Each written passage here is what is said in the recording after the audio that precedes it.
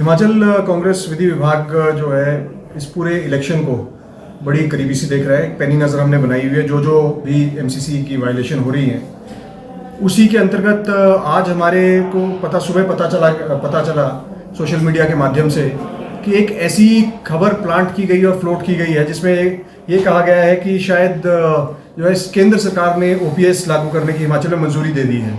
परंतु जब इसकी खोजबीन की गई तो हमें मालूम पड़ा कि इसमें कोई ऐसा सत्य नहीं है।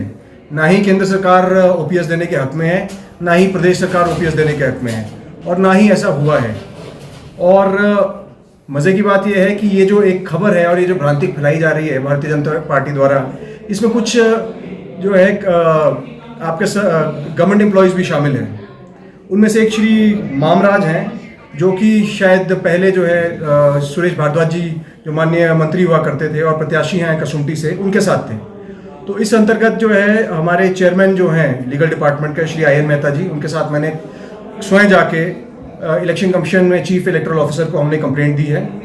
और कंप्लेंट में हमने बाकायदा एक एक पैरे में लिखा है कि किस तरह से भ्रांति फैलाई जा रही है। और दुख की बात यह है कि कुछ मीडिया के बंधु भी इस खबर को उठा के चला रहे हैं। परंतु मैं आपको बताना चाहूँगा, ओपीएस अगर दे सकती है तो सिर्फ कांग्रेस पार्टी ही दे सकती है प्रदेश में। दूसरी कंप्लेंट जो हम देने जा रहे हैं श्री सतपाल सत्ती के अगेंस्ट। श्री सतपाल सत्ती ने जो है अभी ही कल ही उनकी एक ऑडियो वायरल हुई है जिसमें वो बहुत से गवर्नमेंट एम्प्लॉयज़ को फ़ोन करके टेलीफोनिकली ही is trying to threaten them. तो ये जो है ये सब एक मॉडल कोड ऑफ कंडक्ट की वायलेशन है और इसका जो है मुझे लगता है कि इलेक्शन कमीशन को कड़ा संज्ञान लेना चाहिए। सबसे पहले तो जो ये मामराज जो हैं, सबसे पहले तो इनके विरुद्ध हम कार्रवाई की मांग कर रहे हैं और 24 घंटे के अंदर अंदर हम चाहेंगे कि कार्रवाई उन पे हो, क्योंकि गवर्नमेंट एम्प्लॉय का इस तरह से शामिल होना ये एक डेमोक्रेसी और एक डेमोक्रेटिक प्रणाली जो हमारी है उसके विरुद्ध है। लगभग जो है 75 के आसपास शिकायतें हम दे चुके हैं। सबसे बड़ी जो कार्रवाई हुई है वो तो मुझे लगता है आपको शायद प्रेस वार्ता में बता दिया गया होगा।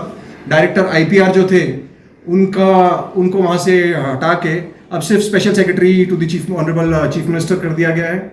हमने कहा ये करीब हमने 16 अक्टूबर को ये शिकायत हमने दी थी और 16 अक्टूबर के बाद आज जाके जो है इस पर एक फैसला आया है, इनके ट्रांसफ़र ऑर्डर आए हैं और इसकी हमें लिखित जानकारी जो है परसों दी गई थी और ऑर्डर की कॉपी जो है हमें कल भेजी गई थी। हमने ऑर्डर की कॉपी आगे अपने जितने हमारे सीनियर लीडर्स हैं हमने सबको भेज दी है। तो है बाकी क्या क्यों कैसे तो ये चुनाव आयोग ही बता सकता है।